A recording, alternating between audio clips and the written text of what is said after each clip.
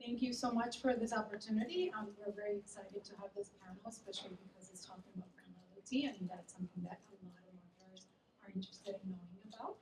I think that our fabulous panelists. Oh, there we go. Is that better? Our fabulous panelists, as we have introduced, is Ashley Alexander, Mitchell Cooper, and Josephine Severe.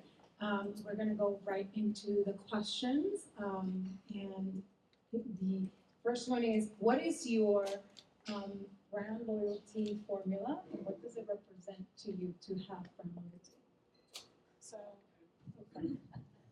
I imagine I'll need this. So when I think about brand loyalty, I feel like there are some key tenets, right, to build up to that. And one of those being, a steadfast dedication to high quality standards and a really, a customer experience, right, that delivers that quality, right?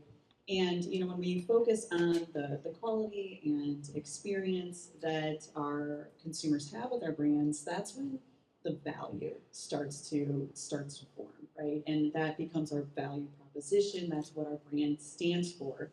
And for a brand to stand for anything, right, it takes consistency, right? You have to deliver against that promise time and again.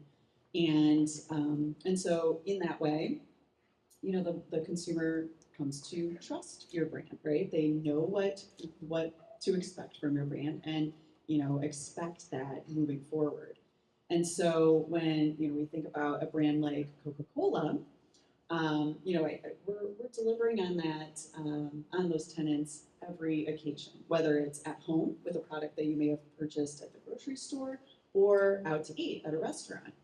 But in addition, Coca-Cola, if you think about the brand, it makes an emotional connection with consumers. So it kind of takes refreshment beyond just, quenching one's thirst and redefines refreshment as, joy, right? Those moments of pure happiness when you crack open an ice cold Coca-Cola, but also togetherness, right? You think about sharing in those experiences and creating memories with others. And so in this way, I think just as important as those other tenets is how a brand makes you feel. That becomes kind of the core of brand loyalty. Good morning. I would say not very different. I think of it in three specific ways to get a formula about brand loyalty. I think the first is really about pressure tested to work, and that's defined by the consumer. And then the second piece of that is a memorable connection. For me, specifically, I recently got sick. I feel like in the summer, everybody's getting sick. But I defaulted to a product that is tried and true that always works. And then I leaned in on the memory that I had about it working and how it made me feel. So at my worst, this product delivered. It was Mucinex.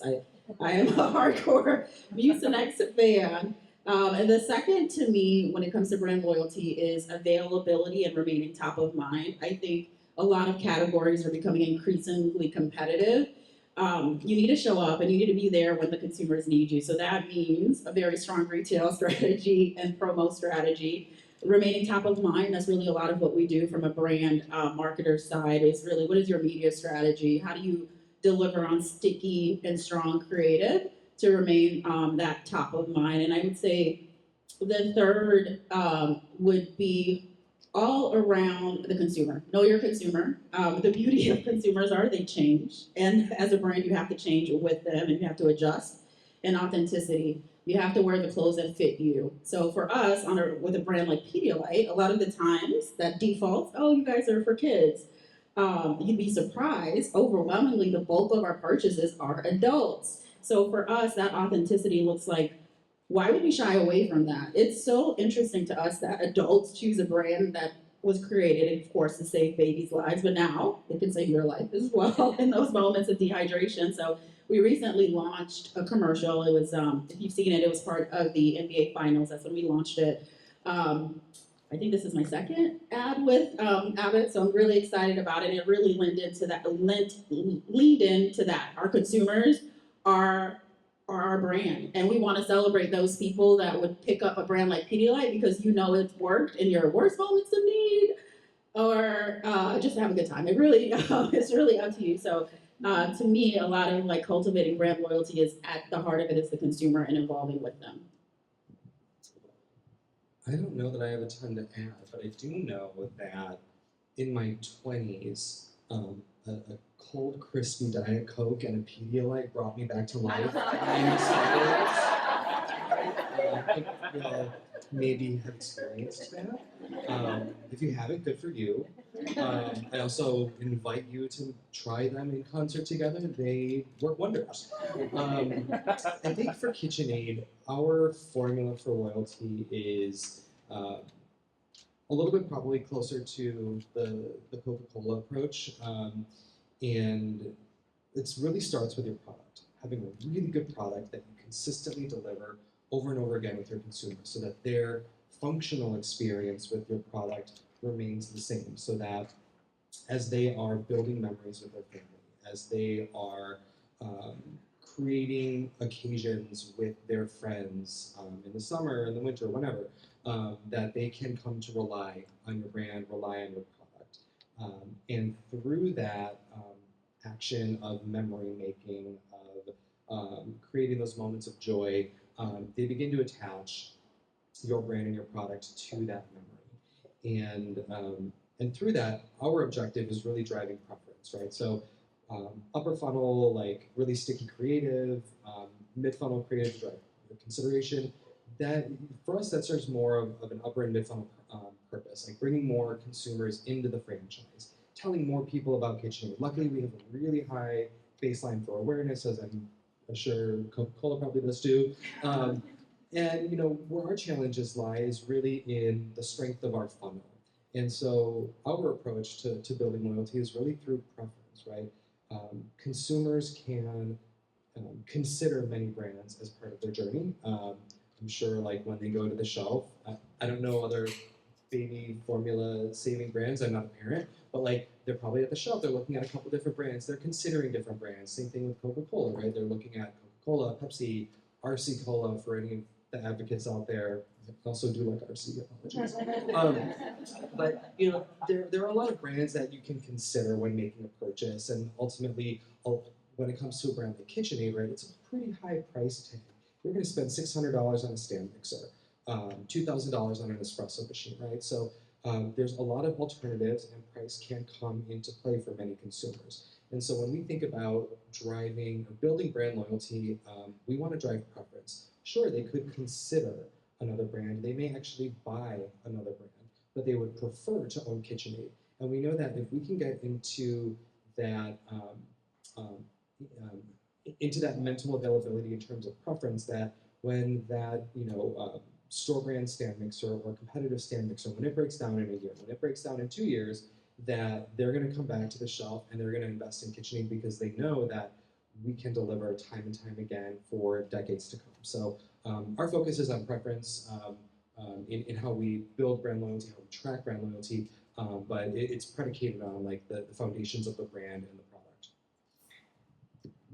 The only other thing, the last thing I have to build, and I forgot this, was brand loyalty is big, right? Like you're going to consistently buy the product that you love. I think the next stage to that is advocacy and fans, like where you're willing to tell anybody that'll listen, no, like this is what you should buy, etc. And I think a lot of the times that's what we're striving for, especially in this world where I think consumers have a lot more power than some of the brands do. They're the ones that are your advocate. Having them, of course, have that sticky experience, know that it works, and then telling everyone. And that's a lot of the growth that came from Pedialyte. Is it wasn't us, it was like our consumers telling other people that, hey, you should really consider this product and it's worth the price.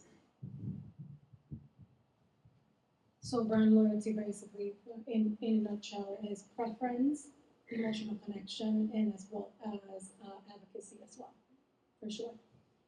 So how have you activated brand loyalty or actually cultivated brand loyalty through some initiatives that you actually have put together? What sparked that initiative? So sure, one example comes to mind, and it goes back to knowing the consumer, right? That came up earlier. I think to cultivate brand loyalty, that's one pathway that you can't ignore is knowing that consumer, knowing their needs, understanding, really understanding their interests, what makes them tick, and how your brand can show up in a relevant and authentic way where they are. And so one example that may be familiar to some folks in the room is one where us, Coca-Cola, along with one of our restaurant partners that I work very closely with, wanted to get closer to younger generations of consumers and wanted to really target Gen Z, right? And increase brand relevancy and brand love among these younger consumers. So, to do this in an authentic way, we wanted to show up in a place that was meaningful to them. So, Gen Z, they have a lot of passions, one of which is gaming. And so we kind of found a way into this space, but not just putting up static ads, in the middle of a game. No, we wanted to connect, right? And so we partnered with a gaming influencer to kind of promote her favorite beverage brand among her followers in a really engaging way. She wanted to engage with her fans and did so with some live and really dynamic content on the Twitch platform. So there too, it's not just Facebook or Twitter or whatever it's called now. We're in that space where those folks want to be and are actively engaged. So as a result of kind of understanding that consumer and what makes them tick and how to show up, we did garner real engagement, super high levels of engagement among her fans and anyone else that engaged with the content, and that translated to higher mix of that beverage brand that she was promoting. Sure. Yeah. So I'm gonna answer this with a question. Like, who here has a KitchenAid stand mixer?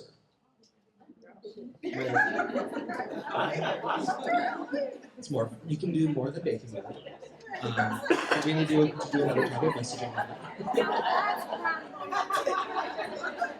that. And then, how many of you received your stand mixer as like a wedding present? Okay. How many of you received your stand mixer as like a family heirloom passed down from like your mother? A couple, yeah, right. And so that idea and that sentiment of being attached to these big moments in life or having like emotional value are elements of storytelling that we haven't really played into in the last 5 years or so. We've been very product focused, very functional storytelling to grow penetration for stand mixing. And recently, within the last couple of quarters, we've leaned into a more of an emotional storytelling strategy specifically for stand mixers. So we can still message product, but do it in an emotionally connected way. And so what you're going to see and what you probably are starting to see is more of a portfolio message where we're talking about the value that we bring, what we offer in the world of mixing, right? There's your regular tilt head stand mixer, there is a bowl lift stand mixer for increased capacity and power and performance. Hand mixers are an easy entryway into the category and into the franchise. But it's taking shape in the form of like 3 core components that again go back to loyalty. Power, performance, quality, durability is like one key message, right? This product is built to last. But we're also bringing through storytelling in badge appeal, right? You saw everybody raise their hand that they had a stand mixer, and I saw your faces. Everybody was like really excited to say, I have a stand mixer, right? Like that's badge appeal. You're excited to have this product in your home. You're excited to have this product a part of your everyday routine or your weekly routine, or maybe you only bring your stand mixer out at Christmas time because you want to bake cookies. That's fine too, although I prefer you to use it more. And then, finally we're putting storytelling into market really around fame, right? The fame of the KitchenAid stand mixer, where the product is over 100 years old. The design of the stand mixer is iconic. And we have been in color since before most TVs, right? So we've been offering color. And so that's translating into opportunities where we can help people accessorize their kitchen, right? Your stand mixer is the crown jewel of your kitchen. You can accessorize it without having to do a full kitchen renovation. Just, shell out $600 and buy a new color. We like that, right? But it's a way that you can really express your personality. You can bring your style to life through your kitchen. And so we're finding, really emotive ways to tell more functional stories. And that's a way that we have, that's a foundation that we've built for like creating loyalty for Stand Mixer in both what we call the head and the heart, right? The functional benefit, the emotional benefit. And I think that's the evolution. It's very consistent. Function is literally nothing nowadays. Like that's the bare minimum. It's really that sticky emotional connection and creating an authentic connection with consumers. But I don't bake. So I'm actually glad that you talked about authenticity and also personalization.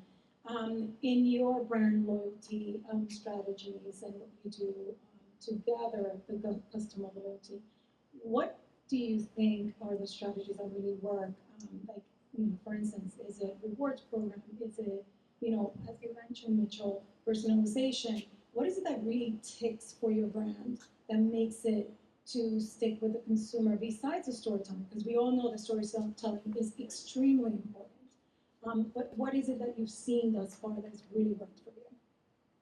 Well, you mentioned rewards programs, and I'm happy to chime in on this from a food service perspective. I mean, if I were a betting woman and, kind of pulled the room, I would probably bet that everybody has at least one restaurant loyalty app on their phone. And, I know I do, but the reason for that is that these sorts of programs do create real value for the consumer. And the reason being is, all of you, like me, consumers want to feel rewarded for choosing to spend their dollars with your brand, right? And so, in my experience, I've seen rewards programs do a few things well, when they are successful. One is make it feel personalized, so it kind of goes back to that connection piece, right? And this could be as simple as using my name throughout the experience or acknowledging my birthday with a token offer. But it can be as extreme as leveraging my data, whether it's my profile or my spending habits, to serve up customized offers that are more meaningful to me. So as a mother of 3 children, a free kids meal could go a long way, but for somebody who doesn't have kids at home, it's not relevant, right? The other thing that successful rewards programs do well is to kind of create goals, right? So, earning points toward that desired reward, but also creating tiers within the program. So, if I earn enough points and kind of unlock the next level of rewards, then, I'm exposed to new and different benefits through the program. So it just gives the consumer something to continue to strive for. The last thing is to really keep it interesting, right? Like it's not enough to just keep, earning points on end. That's definitely a component, but peppering in some surprise and delight is a great way to keep the program exciting, keep folks coming back to check it out, see what's new. And, there's several examples working with food service partners, to support their app, their loyalty programs, and kind of bring in some of that new and exciting surprise and delight. We'll layer in integrated programming into their app experience to say, with every beverage purchase, get a chance or an entry to win some prize that's relevant to the lift and uplift of our brand, but also that is super relevant to the consumer they're looking to target, right? So we could do that with various prizes. We've leveraged, like a backyard games prize pack in one instance, or if you think about tickets, football tickets to a college rivalry game is going to be super appealing to one group, whereas a family might be more interested in tickets to an amusement park. So I think it's in these programs that you are able to keep making these connections to the consumer and provide intangible value? I'd say for me, innovation. And it doesn't have to be a product, a new product, et cetera. It could definitely be commercial innovation. One of the programs that worked really well, so I used to work for Huggies, so I was on their kind of economy diaper, Snug and Dry, if you're a user. We still have an amazing diaper nonetheless. Either way, we wanted to do something and surprise and delight consumers, but we wanted to do it at scale, at retail. So one of the things that we did is we were like, okay, what do families want? They probably want quiet time. How are they spending their time? We decided, okay, movies is a big part of it. So we launched a partnership with Fandango. And then we were able to give, for every purchase that you had, it was on the box, right? Like, it's a very light touch innovation. You updated that every time you purchased, you would get a $5 off coupon for movies at that time. So really, it's thinking about that consumer, how else we can add value, because that consumer is also very price conscious, so looking for value beyond just price as well. And they want to make sure that they're able to share that with their family. So I think a big part of cultivating some of that brand loyalty that goes beyond, like creating the memories, the amazing ads, is really truly innovating based on what consumers are saying they want. Because I do think sometimes we do things that we can make, but not necessarily the things that we know our consumers definitively want. I've got a little bit of different perspective here because we don't right now play in loyalty in terms of like a value exchange, right? Like buy 5 stand mixers, get your 6th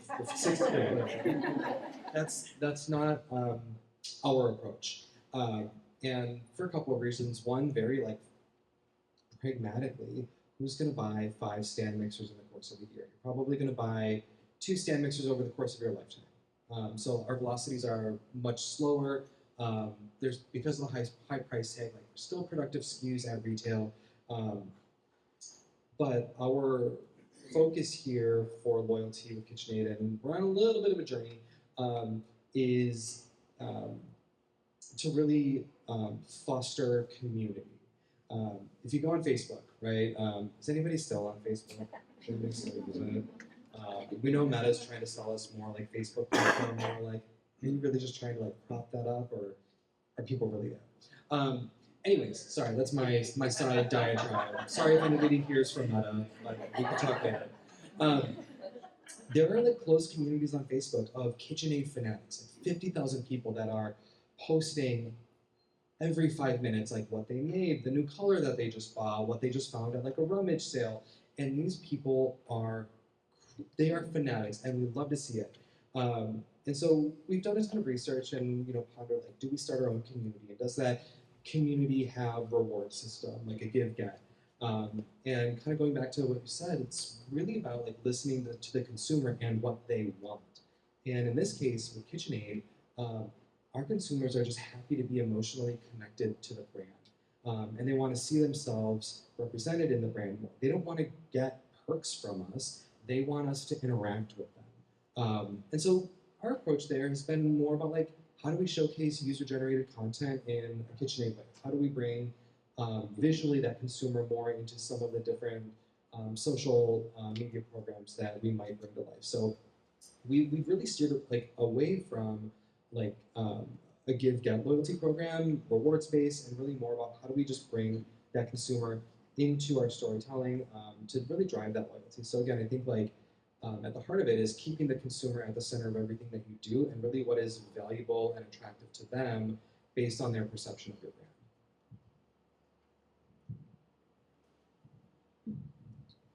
So at the end of the day, it's, as you mentioned, customer service and understanding exactly where they are and creating that advocacy piece that you mentioned, Josephine. So with that being said, I'm interested to know really what type of technology do you utilize, if any, to not only do any data collection or customer feedback information. I know you mentioned Facebook groups. What touch points do you actually utilize to be able to gather that information and be in touch with your customers? Because it is a dynamic landscape and it's very diverse and it's very, I mean, that's the word, right? So it's one of those things that it tends to sometimes be hard for marketers to be everywhere every single time. So I'm just curious as to what works for your brand specifically. I mean, at Coca-Cola, we are looking at all insights constantly. So we start at a macro level. What are those macro forces affecting consumers, not just in, the CPG industry or restaurant industry, but, from an economic standpoint. And then we keep kind of laddering down, right? So then, yeah, certainly we look at the industry. There are different trends that those macro forces influence, right? And consumer behavior, what are those trends that are impacting their behavior in and out of the industry? What are their interests, those sorts of things. And certainly we look at beverages very, very closely, but it's tying it all together to piece together what from these insights then would be meaningful. How do we bring that to life? So I can't say that there's any one silver bullet that we rely on all the time, because in addition to all of that information, we're working with customers, right? And they have a lot of data that they're bringing in, and data that's specific to who they're trying to target or who their core consumers are. So it's piecing all of those puzzle pieces together to kind of reveal your way in and what would truly be meaningful to consumers. And sometimes it's a narrow path, but if you can identify that, then you've unlocked something truly meaningful to the consumer.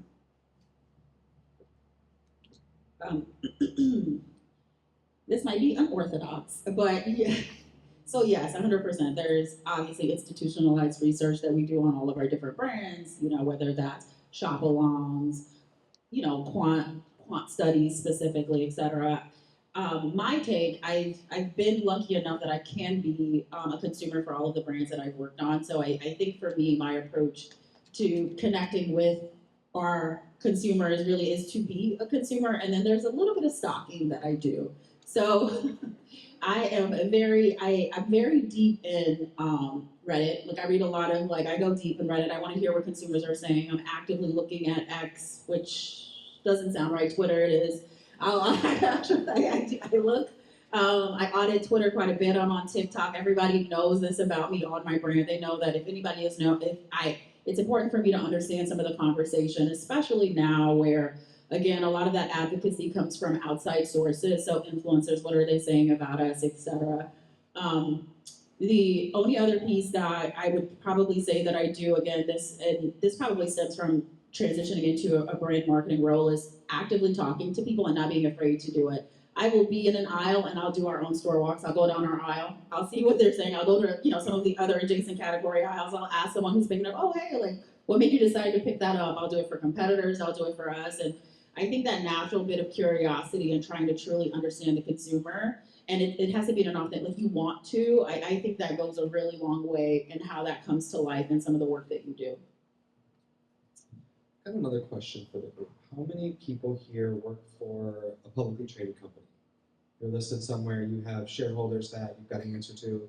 Great.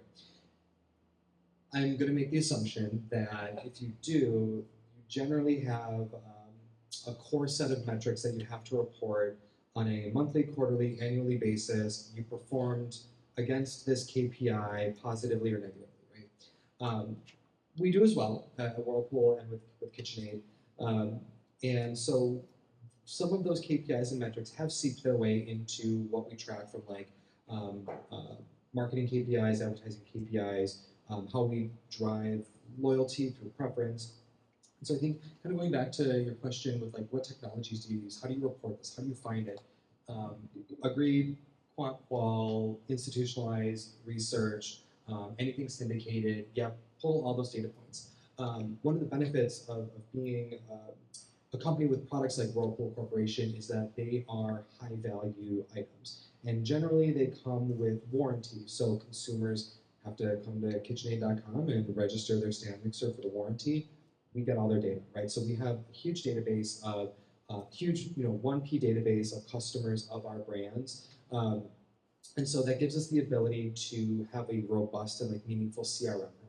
So that's one tool that we use to track how we are doing on a loyalty front, and we build in different surveys like, do you prefer KitchenAid? Your typical brand health funnel metric survey. Like, we're able to include that in a lot of our CRM, so we can track those KPIs and report them back to board of directors, right? So in addition to all of that, we were able to satisfy a lot of our board of directors reporting as well as our brand health reporting with some of those pieces that we can insert into those additional consumer touch points.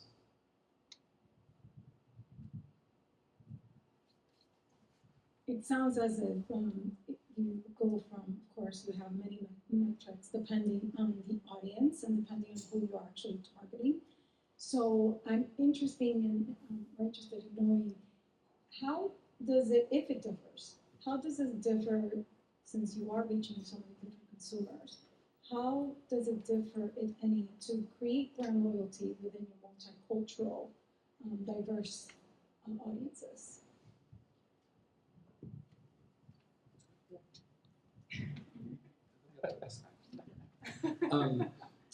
Our approach to multicultural consumer demographics is probably a little bit more simple than like maybe a CPG company that probably has more nuanced approach or more dedicated approaches. So like our approach essentially is, the idea behind our strategy is that I'm going to ask another question. Who here has read Byron Sharp's How Brands Grow? Really?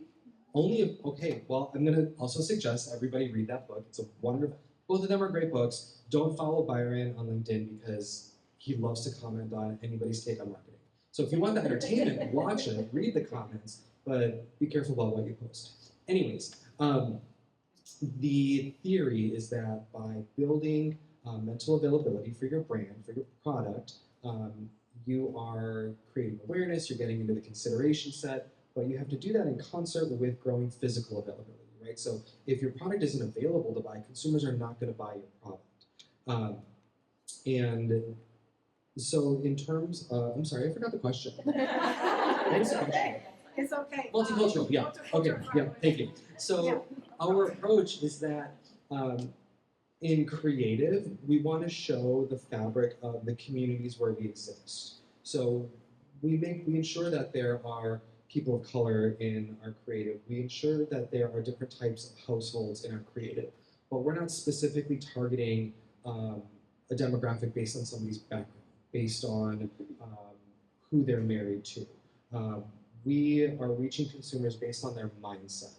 And that's our approach. So by targeting a mindset, we can reach the broad swath of consumers who call KitchenAid, their preferred brand, or would consider KitchenAid, or maybe new to KitchenAid. But through that strategy of a mindset target, we are reaching a multicultural audience. Of course, there's work to be done. Like, we see opportunity with some very specific subsets of like a background of somebody's heritage and makeup. And there may be a little bit of nuance there, but generally right now we're really targeting more of a mindset versus like a racial demography. I would say from a brand perspective, a lot of the things we look at is representation absolutely matters. Consumers need to see themselves in some of your ads, and consumers come in very different, obviously shapes, ethnicities, etc. So we are very intentional about making sure, number one, we represent, and we're representing in the context of where it makes sense, because I think there's a lot of nuances with different, like ethnicities and different multicultural groups that you have to be very intentional with. So it's not something that you can broadly stroke and say like, hey, we've got the representation. You have to be really intentional. So like, even when I'm evaluating ads and, like this has happened in my life before, I'm like, oh, that's a no. Like, we're not doing that. Just because, like the assumed, the person that receives some of the ad, like a lot of the places that they could go would be too negative for where our intentions are. I do think most brands are always, the intention is always very, very good, but you have to be really intentional about how that comes to life. The other piece is our agencies. We don't talk about this enough, but when it comes to representation, a lot of the time for it to show up, you have to have agencies that are representative of the demographic that we're in. And if we're not forcing that, if we're not asking like, hey, who's on our account, who's taking a look at that, how can you leverage your resources in my past world, I used to lead our Black network, and I made it very intentional, like every piece of creative, if there is some level of multicultural talent, et cetera, we made it a thing where you should probably show it to like probably folks that maybe not as close, so they can give you a very authentic and real perspective. And that went for all of our different like ERGs specifically. So I think there has to be a lot of intentionality, and representation has to also matter not only on the brand side, but all of the agencies that we work with to really bring that full funnel. I've done a lot of work within Hispanic marketing, which has been awesome. That was my first foray into marketing. So I was like, oh man, I have a lot of passion and nuances and understanding that some brands, some brands just over-index with certain groups, and it's for a reason. And if that's the case, and if that's an area of opportunity, then we should be very mindful and intentional about immersing ourselves in that culture and better understanding it as well. So there you have it. This is how exactly we reach the multicultural and cohorts and create brand loyalty for sure. I think we are up for time, and I want to thank all the panelists on and you as well. So thank you so much, and here we go.